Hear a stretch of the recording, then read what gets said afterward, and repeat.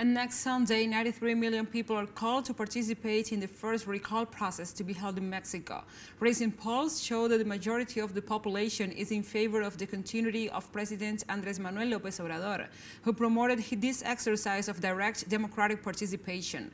From Mexico City, our correspondent Eduardo Martinez with the details. For Mexicans, participating in this process of recall referendum is an unprecedented event. The possibility of a citizen participation exercise of this nature is the result of the reform approved by Congress in 2019. We have had many bad presidents, and it would be very good to cut their terms, regardless of whether or not I agree with the president. The people can decide to remove the ruler if they think he or she is not doing a good job. It is something historical.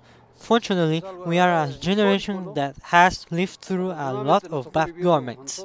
Next Sunday, April 10th, Mexicans over 18 years of age and registered in the National Voter Registry are called to participate in the first recall referendum. The National Electoral Institute declared itself ready for the day and accused the promoters of the process of putting obstacles in the way of its realization. Despite the repeated attempts of some political actors to hinder and hamper the proper development of this unprecedented exercise by denying the EIN the necessary resources by repeatedly contesting the decisions that have been made and violating the rules that they themselves established in the Constitution.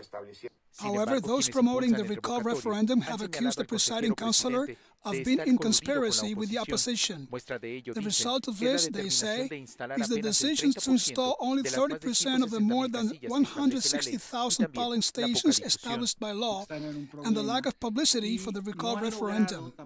They have not been able to create a national pride either. I think that is the underlying problem, an alternative to that of López Obrador. What they have done is to try to immediately sabotage everything that the president says or does, centralizing in the figure of the president, and that is how they lost last year 11 of the 15 states of the Republic, and they did not achieve, which was their objective, to control the majority of the Congress.